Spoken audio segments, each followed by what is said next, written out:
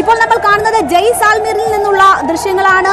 അവിടെ മിസൈൽ ആക്രമണത്തെ എങ്ങനെയാണ് ഇന്ത്യ ചെറുത്തത് എന്നതിന്റെ ദൃശ്യങ്ങളാണ് വരുന്നത്. അവിടെ ഒരു F-16 വിമാനം തകർന്നു വീണു എന്നതാണ് മനസ്സിലാകുന്നത്. ആ വിമാനത്തിലെ പൈലറ്റിനെ ജീവനോടെ പിടികൂടാനും ഇന്ത്യക്കായിട്ടുണ്ട് എന്ന വിവരമുണ്ട്. അങ്ങനെ 2 ഫൈറ്റർ ജെറ്റ് വിമാനങ്ങളിലെ പൈലറ്റുമാരെ ഇന്ത്യ ഫൈറ്റർ ജെറ്റുകൾ തകർക്കുകയും പൈലറ്റുമാരെ ജീവനോടെ ഇന്ത്യ പിടികൂടുകയും ചെയ്തിട്ടുണ്ട് എന്ന വിവരമാണ് വരുന്നത്. എന്തായാലും പാകിസ്ഥാൻ ഇപ്പോൾ കനത്ത പ്രഹരം ഇന്ത്യ ഏൽപ്പിക്കുകയാണ്. ഇസ്ലാമാബാദിലും സിയാൽകോട്ടിലും ലാഹോറിലും കനത്ത തിരിച്ചടി പാകിസ്ഥാന് ഇന്ത്യ നൽകുന്നു. എന്താണ് സാഹചര്യം എന്നത് ലോകരാഷ്ട്രങ്ങളെ ഇന്ത്യ ധരിപ്പിക്കുന്നുണ്ട്. വിദേശകാര്യ മന്ത്രാലയം ലോകരാഷ്ട്രങ്ങളുടെ പ്രതിനിധികളുമായി ആശയവിനിമയം നടത്തുന്നു എന്ന വിവരം വരുന്നു.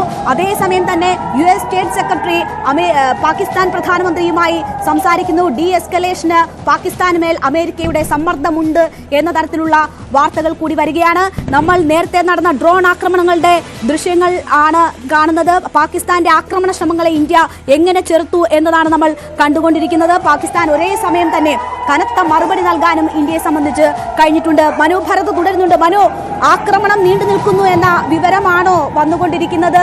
പാകിസ്ഥാന് ഇങ്ങോട്ട് പ്രകോപനമുണ്ടായാൽ അതിന്റെ കൃത്യമായ അളവിലുള്ള തിരിച്ചടി ഉണ്ടാകുമെന്നത് ഇന്ത്യ ഉറപ്പാക്കിയിരുന്നതാണ്. ഇപ്പോൾ അവരുടെ വ്യോമ പ്രതിരോധ സംവിധാനങ്ങൾ ഉൾപ്പെടെ പലയിടങ്ങളിലും തകർന്നതായിട്ടുള്ള വിവരങ്ങളുണ്ട്. ഏറ്റവും ഒടുവിൽ ലഭിക്കുന്ന വിവരങ്ങൾ എന്താണ്? ലാഹോറിലും സിയാൽകോട്ടിലും ഒപ്പം ഇസ്ലാമാബാദിലും അതുപോലെ തന്നെ കറാച്ചിയിലേക്കും ആക്രമണം വ്യാപിക്കുന്നു എന്ന വിവരങ്ങളാണ് പുറത്തു വരുന്നത്. അമിത്ഷാ ഇപ്പോൾ കാര്യങ്ങൾ നേരിട്ട് വിലയിരുത്തുന്നു. ജമ്മു കാശ്മീർ ഗവർണറുമായി ലഫ്റ്റനന്റ് ഗവർണറുമായി ചർച്ച നടത്തുന്നു. ഡയറക്ടർ ജനറൽ ഓഫ് പോലീസുമായി അത് സംബന്ധിച്ച വിശദാംശങ്ങൾ തേടുന്നു. പ്രധാനമന്ത്രി കാര്യങ്ങൾ അതീവ സൂക്ഷ്മമായി തന്നെ നിരീക്ഷിക്കുന്നതിൻ്റെ വിവരങ്ങൾ കൂടി പുറത്തു വരികയാണ്. അങ്ങനെ ഇന്ത്യ ശക്തമായി തിരിച്ചടിക്കുന്നു. പാകിസ്ഥാൻ പ്രകോപനത്തിന് കനത്ത മറുപടി ഇസ്ലാമാബാദിൻ്റെയും കറാച്ചിയുടെയും ലാഹോറിലെയും കേന്ദ്രങ്ങളിലേക്ക് ആണ് ഇപ്പോൾ ഫയറിംഗ് നടക്കുന്നത്. ആകാശത്ത് തീമഴ, പാകിസ്ഥാന്റെ ആകാശത്ത് തീമഴ എന്ന് വേണമെങ്കിൽ പറയാം. അങ്ങനെയുള്ള ദൃശ്യങ്ങൾ പാകിസ്ഥാനിൽ നിന്നുള്ള ആളുകൾ തന്നെ അവരുടെ സമൂഹ മാധ്യമങ്ങളിൽ ട്വിറ്ററുകളിലെല്ലാം പങ്കുവെക്കുന്നതിൻ്റെ കാഴ്ചകൾ നമുക്ക് കാണാൻ കഴിയും. പാകിസ്ഥാന്റെ ആകാശത്ത് തീമഴ എന്ന ദൃശ്യമാണ് നമുക്ക് കാണാൻ കഴിയുന്നത്. കനത്ത തിരിച്ചടി, സർഫസ് ടു സർഫസ് മിസൈലുകളുടെ കൂട്ടമായ പ്രയാണം എന്ന് വേണമെങ്കിൽ പറയാം. അങ്ങനെ ഇന്ത്യൻ അതിർത്തിയിൽ നിന്ന് ശക്തമായ തിരിച്ചടി ലാഹോറിലേക്കും സിയാൽകോട്ടിലേക്കും കറാച്ചിയിലേക്കും പോകുന്നു എന്ന വിവരങ്ങളാണ് പുറത്തു വരുന്നത്. വിവരങ്ങൾ നൽകിക്കൊണ്ടിരിക്കുന്നത്. പാക് പ്രകോപനത്തിന് പിന്നാലെ അതിശക്തമായി തിരിച്ചടിക്കുകയാണ് ഇന്ത്യ. ഓപ്പറേഷൻ സിന്ദൂർ തുടരുന്നു. ഇന്ന് വീണ്ടും പ്രകോപനത്തിനിറങ്ങിയ പാകിസ്ഥാൻ ഇതാ ഇസ്ലാമാബാദിലും ലാഹോറിലും ചെന്ന് ചുട്ട മറുപടി നൽകിയിരിക്കുകയാണ് ഇന്ത്യ. ഇപ്പോൾ ദൃശ്യങ്ങൾ വന്നുകൊണ്ടിരിക്കുന്നത്, ഈ ആക്രമണത്തിന്റെ ദൃശ്യങ്ങൾ പലയിടങ്ങളിലായി നിന്ന് വരുന്നു. രാജസ്ഥാനിലെ ജയ്സാൽമീറിൽ നിന്നുള്ള ദൃശ്യങ്ങളാണ് ഇപ്പോൾ കാണുന്നത്.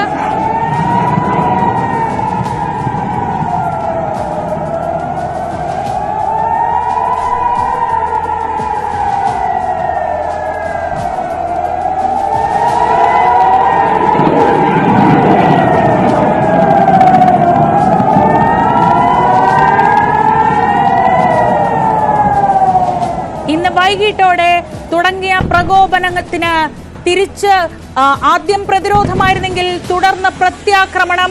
ആ പ്രത്യാക്രമണത്തിന്റെ ആഘാതങ്ങൾ ഏറ്റുവാങ്ങുകയാണ് ഇപ്പോൾ പാകിസ്ഥാൻ സൈന്യത്തിന്റെ ഭാഗത്ത് നിന്ന്. ഇന്ന് വൈകിട്ട് വാർത്താ സമ്മേളനത്തിൽ വീണ്ടും ഇന്ത്യ ആവർത്തിച്ചു പറഞ്ഞതാണ് എസ്കലേഷൻ ഇന്ത്യയുടെ മാർഗമല്ലെന്ന് പറഞ്ഞിരുന്നു. പക്ഷേ അപ്പോഴും ഇന്ന് വൈകിട്ടോടെ നമ്മൾ കണ്ടത് അതിർത്തിയിലുടനീളം പാകിസ്ഥാന്റെ ഭാഗത്തു നിന്ന് ആക്രമണം ഉണ്ടാവുന്നതാണ്.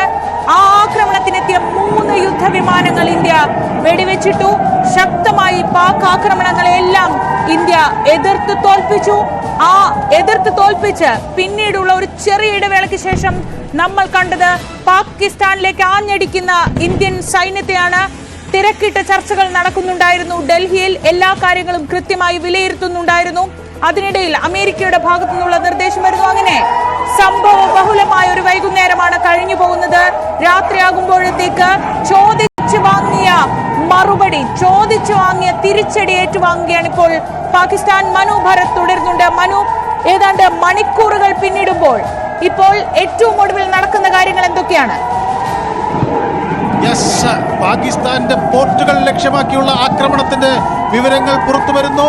സൂചനകൾ ലഭിക്കുന്നത് കറാച്ചി പോർട്ടിലേക്ക് വരെ ആക്രമണം എത്തി എന്നുള്ളതാണ്.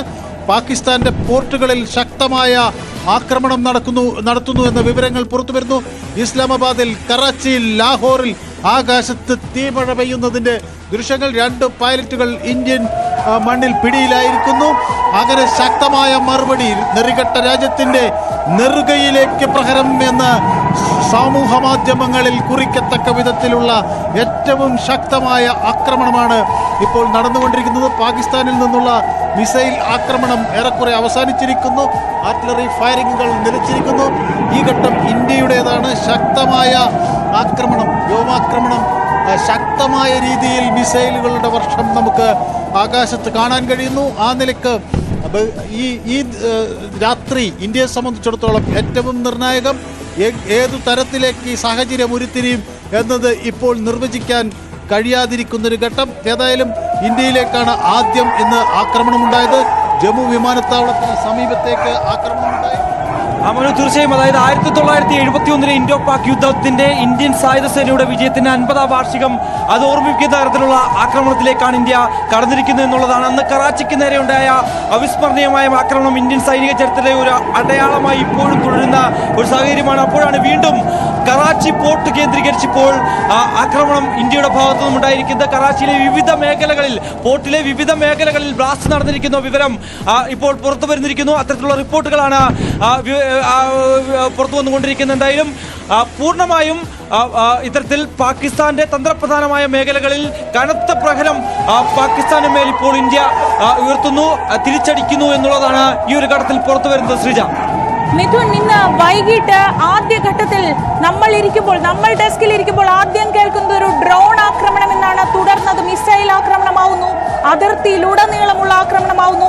അതിനൊടുവിൽ ഇന്ത്യയുടെ ശക്തമായ സൈനിക സംവിധാനത്തിന്റെ ചെറുത്തുനിൽപ്പ് കാണുന്നു. സജ്ജമെന്ന് ഇന്ത്യൻ സൈന്യം പറഞ്ഞാൽ അത് സജ്ജമാണെന്നാണ് അർത്ഥം എന്ന് തോന്നിപ്പിക്കുന്നതല്ലേ ഇന്ന് വൈകുന്നേരത്തെ ഏറ്റുമുട്ടലും പ്രത്യാക്രമണവും? യെസ്,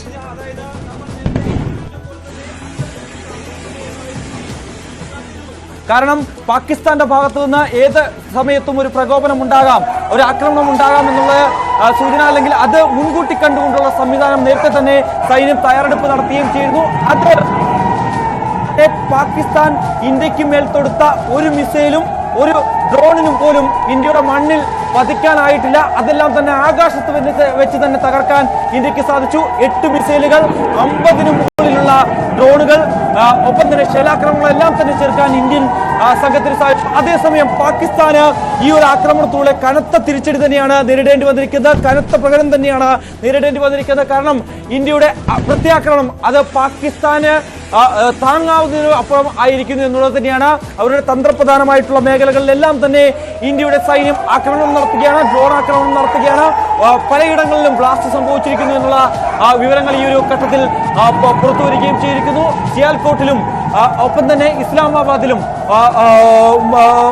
ലാഹോറിലും അടക്കം, ഇപ്പോൾ ഏറ്റവും ഒടുവിൽ കറാച്ചി പോർട്ടിലും അടക്കം ഇത്തരത്തിൽ വലിയ രീതിയിലുള്ള ആക്രമണം ഇന്ത്യയുടെ ഭാഗത്തുനിന്നും ഉണ്ടായിരിക്കുന്നു എന്നുള്ളത് തന്നെയാണ്.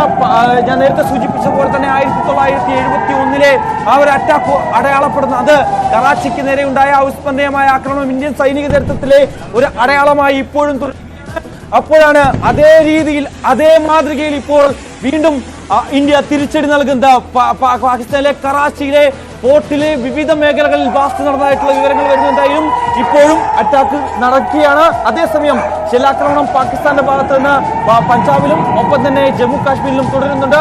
പാകിസ്ഥാൻ കവചം പലയിടങ്ങളിലും പൊളിക്കാൻ ഇന്ത്യക്കായിട്ടുണ്ട് എന്നുള്ളത് തന്നെയാണ്.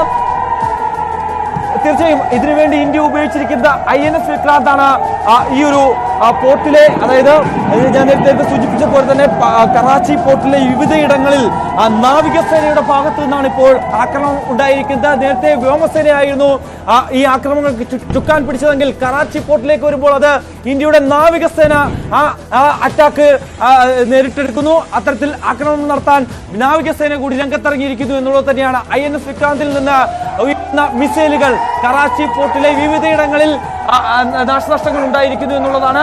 അതിനിടയിൽ 2 പാക് പൈലറ്റുമാർ ഇന്ത്യയുടെ കസ്റ്റഡിയിലുണ്ട് എന്നുള്ള വിവരങ്ങൾ കൂടി ഈ ഒരു ഘട്ടത്തിൽ പുറത്തുവരികയും ചെയ്യുന്നു. പാകിസ്ഥാനിലെ 5 പ്രധാനപ്പെട്ട സൈനിക കേന്ദ്രങ്ങൾ ഇന്ത്യ തകർത്തതായിട്ടുള്ള വിവരങ്ങൾ പുറത്തുവരുന്നു.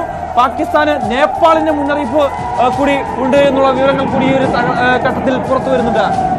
ശ്രീജ, തീർച്ചയായും 3 സേനാ വിഭാഗങ്ങളും സജ്ജമാണ് എന്ന് ഇന്ത്യ പറഞ്ഞിരുന്നു.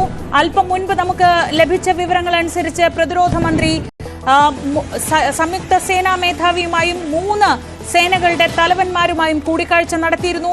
ഏത് ആക്രമണത്തിനും ഇന്ത്യ സജ്ജമാണ്, പക്ഷെ അത് ചെയ്യിപ്പിക്കരുത് എന്ന മുന്നറിയിപ്പ് തന്നെയാണ് ഇന്ത്യ നൽകിയിരുന്നത്. പക്ഷെ ഇന്ന് വൈകിട്ടോടെ ആ മുന്നറിയിപ്പുകളെല്ലാം അവഗണിച്ച് പാകിസ്ഥാൻ നടത്തിയ ദുർബുദ്ധിക്ക്, പാകിസ്ഥാന്റെ ദുർബുദ്ധിയിൽ തോന്നിയ ആ ചിന്തയ്ക്കുള്ള മറുപടിയാണ് ഇപ്പോൾ കിട്ടിക്കൊണ്ടിരിക്കുന്നത്. ഇപ്പോൾ നമ്മൾ കാണുന്നത് കരമാർഗവും വ്യോമമാർഗവും കഴിഞ്ഞ് ഇപ്പോൾ നമ്മൾ കാണുന്നത് കടൽ മാർഗമുള്ള ആക്രമണം കൂടി തുടങ്ങിയിരിക്കുന്നു. കറാച്ചി തുറമുഖം ലക്ഷ്യമാക്കി ഇന്ത്യയുടെ പ്രത്യാക്രമണം, തുറമുഖത്തിന്റെ പല ഭാഗങ്ങളിലായി പ്രത്യാക്രമണം നടക്കുന്നു. INS Vikrant in action, INS വിക്രാന്താണ് അതിന് നേതൃത്വം നൽകുന്നത് എന്ന വിവരങ്ങൾ ഇപ്പോൾ ലഭിക്കുന്നു. നാവികസേനയും ഇറങ്ങിക്കഴിഞ്ഞു. പാകിസ്ഥാന്റെ ഏറ്റവും ഹൃദയഭാഗമായി ഇസ്ലാമാബാദിലേക്ക് ഇന്ത്യൻ ആക്രമണത്തിന്റെ മുനയെത്തി, ലാഹോറിലേക്ക് എത്തി, സിയാൽകോട്ടിലേക്ക് എത്തി. ഇനി അറിയേണ്ടത് ഏത് വിധത്തിൽ ഈ മണിക്കൂർ കടന്നു പോകും പാകിസ്ഥാനെ സംബന്ധിച്ച് എന്നതാണ്.